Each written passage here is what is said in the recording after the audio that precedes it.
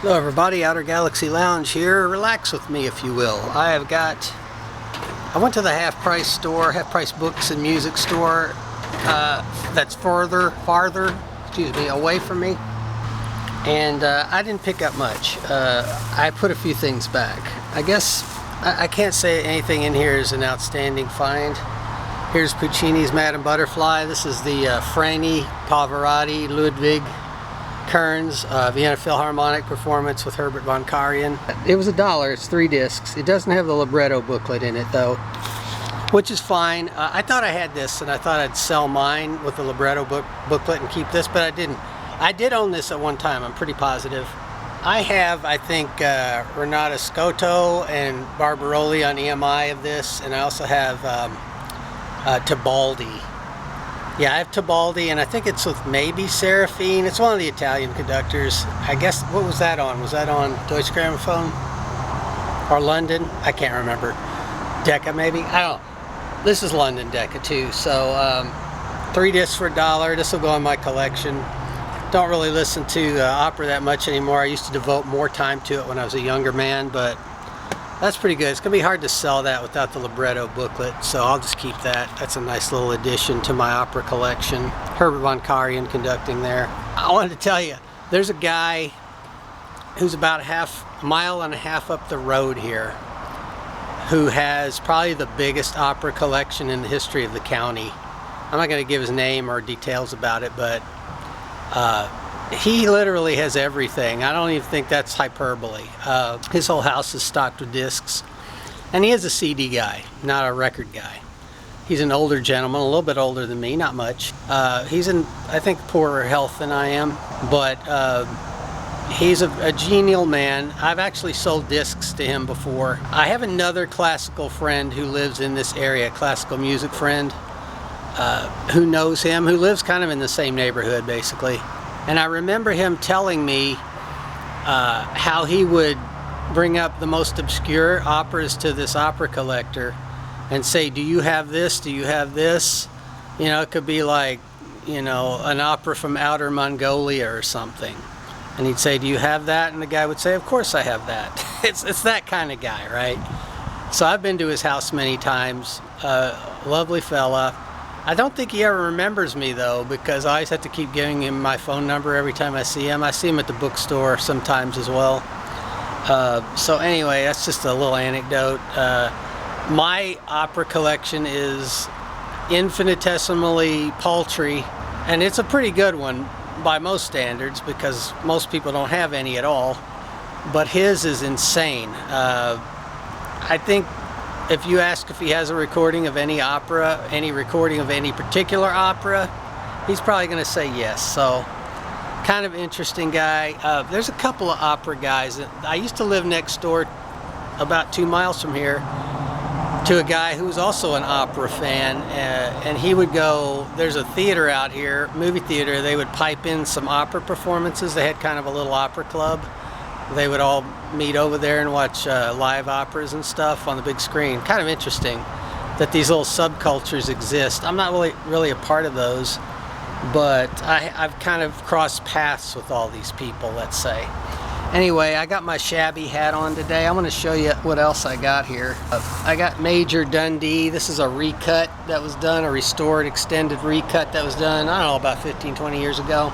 This is a Sam Peckinpah, I guess Western. It was a Civil War Western from 1965.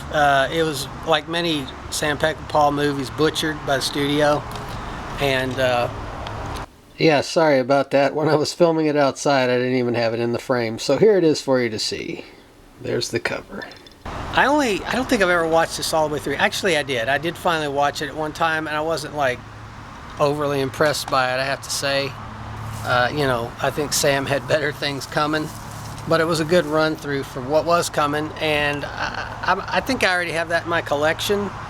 So what I'm going to do is probably just sell that one, maybe lot it up with some other westerns. I got Hanover Street here with Harrison Ford and Leslie Ann Down.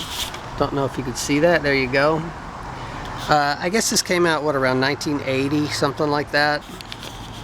Leslie Ann Down, very, very lovely actress, and Harrison Ford coming right off his success of Star Wars and Empire Strikes Back.